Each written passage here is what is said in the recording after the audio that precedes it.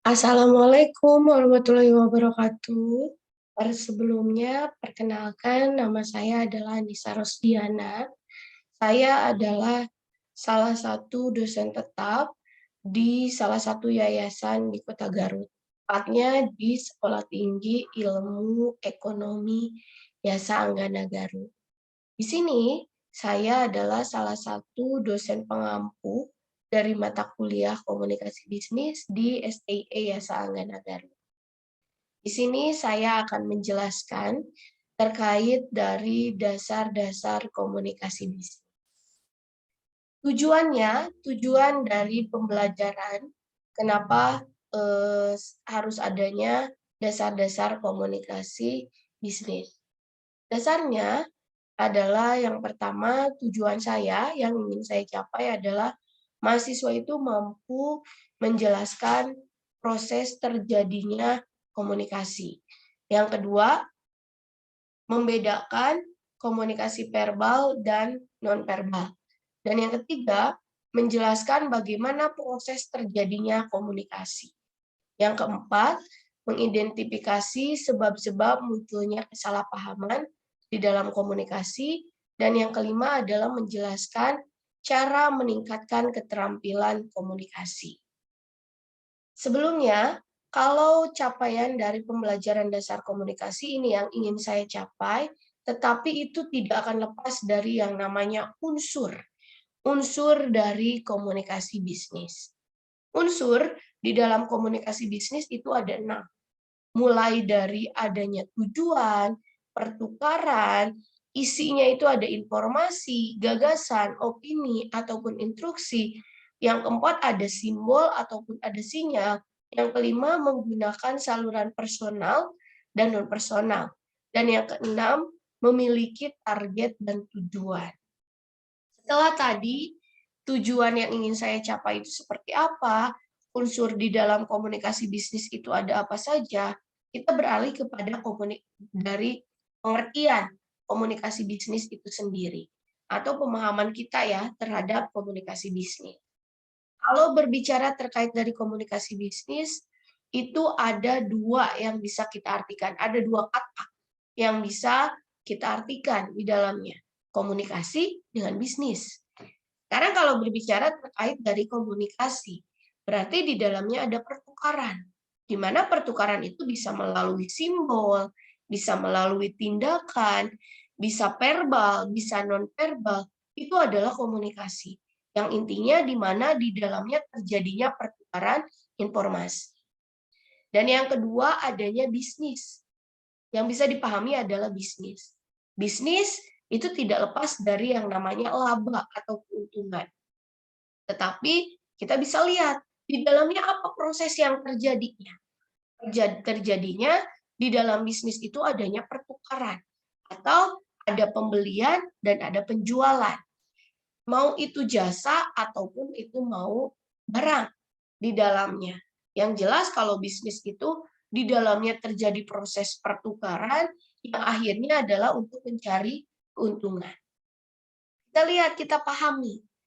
Ada salah satu ahli yang bernama Street dan Betty, dia mengatakan bahwa komunikasi itu adalah proses.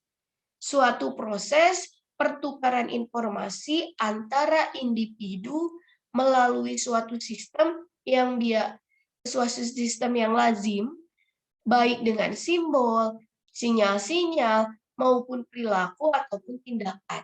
Itu yang dikatakan oleh Street dan Betty, bahwa komunikasi itu intinya itu di dalamnya adanya pertukaran informasi. Karena kalau berbicara terkait dari bisnisnya itu sendiri, berarti di dalamnya terjadinya aktivitas kalau bisnis, karena adanya pertukaran. Berarti kalau pertukaran akan berkaitan dengan yang namanya aktivitas manusia. Aktivitas manusia yang berkaitan dengan adanya pertukaran. Pertukarannya itu ada pembelian ataupun penjualan. Mau itu barang ataupun jasa. Untuk apa adanya bisnis?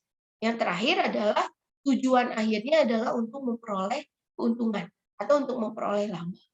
Jadi, kita dapat simpulkan apa itu komunikasi bisnis.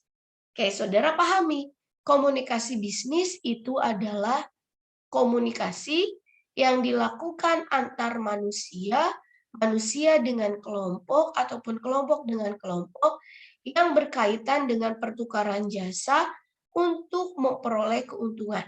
Tetapi tidak lepas dari yang namanya pertukaran informasi di dalamnya.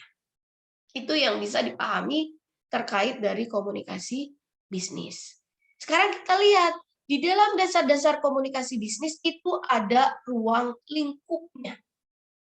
Di dalam ruang lingkup komunikasi bisnis, itu ada 5 ruang lingkupnya.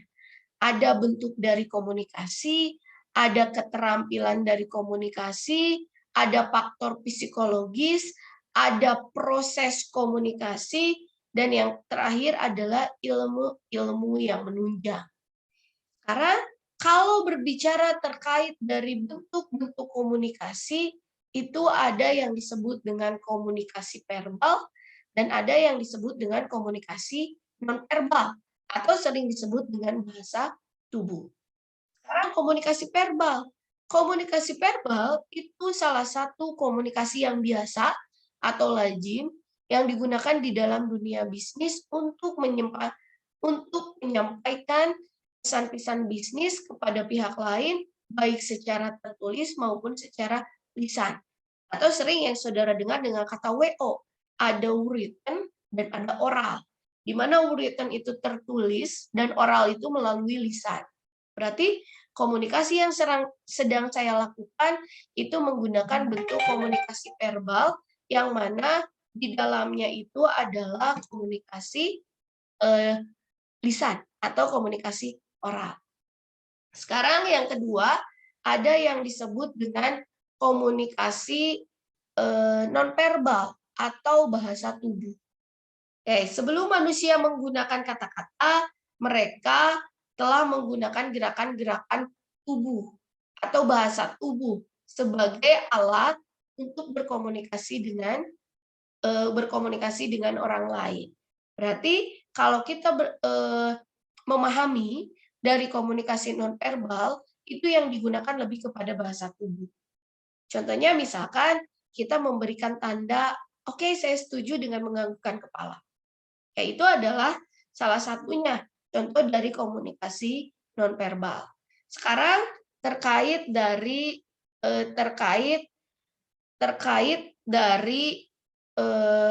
keterampilan. Keterampilan di dalam komunikasi bisnis tidak hanya kita bisa untuk menyampaikan saja atau hanya kepandaian saja di dalam berbicara. Tetapi kalau kita memahami dari keterampilan berkomunikasi, salah satunya adalah mendengarkan secara aktif, kemampuan mendengarkan secara aktif, di mana seseorang yang bisa berkomunikasi itu tidak dituntut hanya pandai di dalam berbicara, tapi mereka pun harus bisa atau pandai di dalam mendengarkan. Artinya, ini kemampuan seseorang di dalam mendengarkan pandangan orang lain di tempat kerja, kemudian menggabungkan di dalam proses komunikasinya. Di mana proses komunikasi itu terjadi, itu ada 6 tahapan di dalam proses komunikasinya. Mulai dari adanya pengirim, sampai dengan adanya si penerima memberikan umpan balik. Di mana proses komunikasi itu tahapannya ada 6 tahapan, mulai dari pengirim itu memiliki gagasan, yang kedua pengirim mengubah ide menjadi suatu pesan, yang ketiga mengirim menyampaikan pesan, yang keempat penerima menerima pesan, selanjutnya yang kelima penerima menafsirkan pesan, dan yang terakhir adalah penerima memberikan tanggapan atau memberikan umpan balik kepada si pengirim. Itu proses di dalam komunikasi. Sekarang kita kembali lagi ke dalam keterampilan komunikasi. Selain seseorang di dalam keterampilan komunikasi, dia harus mendengarkan secara aktif, dia pun harus memiliki kemampuan verbal. Di mana kemampuan verbal ini itu harus dilakukan setelah kemampuan mendengarnya aktif itu bisa terpenuhi. Sehingga barulah kemampuan verbal ini dibutuhkan untuk melakukan presentasi bisnis ataupun untuk public speaking. Jadi setelah mereka mampu memahami mendengar, setelah itu baru mereka harus memiliki kemampuan verbalnya, di mana kemampuan verbal ini mereka untuk dilakukan pada saat berbisnis itu untuk presentasi, untuk public speaking. Yang contohnya misalkan ketika Anda memiliki gagasan dengan klien atau dengan mitra bisnis, Anda harus bisa mempresentasikan dengan baik agar klien saudara itu mau bekerja sama dengan saudara, dengan organisasi saudara. Dan yang ketiga, di dalam keterampilan komunikasi itu ada kemampuan bernegosiasi. Nah, ini sudah jelas setelah dia mampu mendengarkan, yang kedua kemampuan verbalnya, mampu mempresentasikan, mampu menulis, mampu public speaking yang menarik, dan yang selanjutnya adalah kemampuan bernegosiasi. Di mana menjadi seorang pengusaha sukses itu tentu tidak bisa dilakukan dengan sendiri. Jelas, saudara harus punya klien, harus ada punya mitra bisnis. Dengan demikian, itu harus membutuhkan yang namanya negosiasi. Di mana negosiasi itu adalah pencapaian solusi yang dimana kedua organisasi atau kedua perusahaan itu mendapatkan keuntungan yang sama-sama keduanya itu adalah diuntungkan. Selanjutnya, yang keempat adalah kemampuan menjual atau selling di dalam keterampilan komunikasi. Di mana meskipun Anda itu bukan tim dari penjual, kemampuan ini juga harus patut dikuasai. Jika tak menguasai ilmu marketing, Anda bisa belajar dari tim menjual atau mengenai cara menjadi lebih persuasif ketika melakukan komunikasi bisnis dengan pelanggan, dengan klien, ataupun dengan mitra.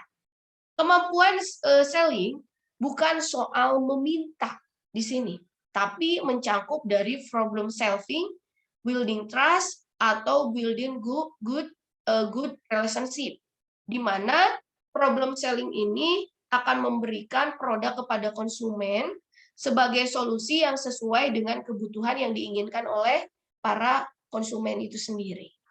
Oke, selanjutnya yang kelima itu ada kemampuan komunikasi tertulis. Skill communication harus dimiliki untuk menunjang di mana agar saudara berhasil menjadi pengusaha yang sukses. Kemampuan ini bentuknya itu adalah copywriting dan digital marketing. Berarti selain dari oralnya, yang tadi komunikasi verbalnya itu di oral, ternyata di written-nya pun saudara harus diolah. Karena teknik di dalam berkomunikasi itu bukan hanya melalui kata-kata saja, tapi saudara pun dari kata-kata itu saudara harus tuangkan di dalam written itu sendiri, bisa dilakukan secara digital juga. Saudara harus mampu. Selanjutnya, yang keenam adalah kemampuan komunikasi interpersonal. Itu yang terakhir, di mana selain kemampuan verbal, saudara pun dituntut untuk bisa komunikasi non-verbal. Seperti misalkan komunikasi interpersonal, di mana kemampuan untuk berkomunikasi, berinteraksi, membangun komunikasi, atau membangun dan menjaga hubungan dengan orang lain dalam berbagai keadaan dan situasi. Jadi tidak hanya dengan verbal saja saudara harus mampu, tetapi dengan non-verbalnya.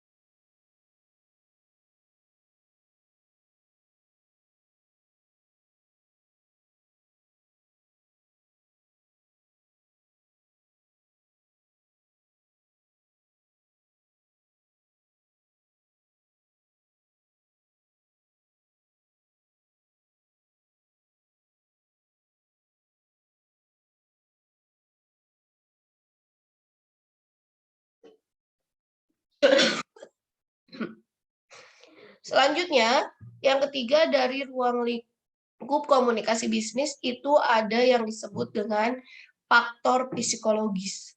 Di dalam faktor psikologis itu kalau menurut Aristoteles menyebutkan bahwa karakteristik di dalam komunikator sebagai etos yang terdiri dari pikiran, yang pertama adalah good sense, good moral, good will, dan good manner. Di mana di dalamnya akan berhubungan dengan 3 dimensi yang berhubungan dengan pengaruh sosial yang ditimbulkan. Yang pertama adalah kredibilitas, yang kedua adalah atraksi, dan yang ketiga adalah kekuasaan. Itu adalah faktor dari psikologis. Sekarang kalau kita lihat dari ruang lingkup yang keempat, itu adalah proses komunikasi yang tadi sudah saya bahas di awal, bahwa proses komunikasi itu ada 6 prosesnya, mulai dari ada tahapan pengiriman sampai dengan penerima. Si penerima itu memberikan umpan balik kepada si pengirim. Ini adalah prosesnya. Di dalam proses komunikasi, mungkin nanti di dalamnya akan timbul atau akan muncul kesalahpahaman dari komunikasi atau yang disebut dengan miscommunication, di mana itu muncul kesalahpahaman itu karena adanya masalah di dalam pengembangan pesan. Yang kedua, masalah di dalam penyampaian pesan. Yang ketiga, masalah dalam penerimaan pesan. Dan yang keempat, masalah di dalam menafsirkan pesan. Itu adalah kesalahpahaman di dalam komunikasi. Sekarang yang ruang lingkup yang terakhir atau yang kelima itu adalah ilmu-ilmu yang menunjang di dalam komunikasi bisnis. Banyak ilmu yang menunjang. Misalkan ilmu-ilmu yang menunjang itu adalah ilmu komunikasi interpersonal atau misalkan ilmu di dalam komunikasi verbal ataupun nonverbal, ilmu psikologi, ilmu sosialnya, di mana banyak ilmu-ilmu yang menunjang bagaimana membangun komunikasi bisnis yang baik itu. Selanjutnya, di sini sudah tadi saya jelaskan terkait dari bentuk dasar dari komunikasi bisnis, prosesnya, dan selanjutnya adalah tujuannya. Tujuan kenapa kita tujuan dari komunikasi bisnis. Nah, kita pahami. Tadi sudah saya jelaskan di awal bahwa di dalam komunikasi itu tidak lepas dari pertukaran informasi. Jelas, tujuannya adalah memberikan informasi. Yang kedua, melakukan persuasi, ajakan. Ajakan untuk bekerja sama, ajakan untuk melakukan kolaborasi di dalamnya. Makanya tujuan yang ketiga adalah melakukan kolaborasi, melakukan kerjasama. Yang terakhir adalah melakukan regulatori. Itu adalah tujuan dari komunikasi bisnis. Sekarang kita lihat, setelah tadi sudah saya jelaskan terkait dari dasar komunikasi bisnisnya, ada beberapa hambatan di dalam komunikasi bisnis. Yang pertama, bagaimana untuk melakukan komunikasi yang efektif diperlukan beberapa persyaratan, mulai dari persepsi, ketepatan, kredibilitas, pengendalian, dan keharmonisan. Itu yang menjadi komunikasi itu bisa berjalan dengan efektif.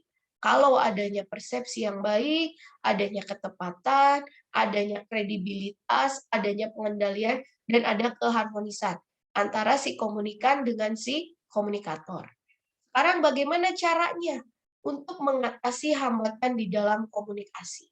Yang pertama, sudah jelas kita harus membuat pesan itu lebih hati-hati agar pesan yang kita ingin sampaikan itu bisa diterima dan memiliki umpan balik yang tepat, yang diinginkan oleh kita, yang sesuai dengan keinginan kita dari si penerima.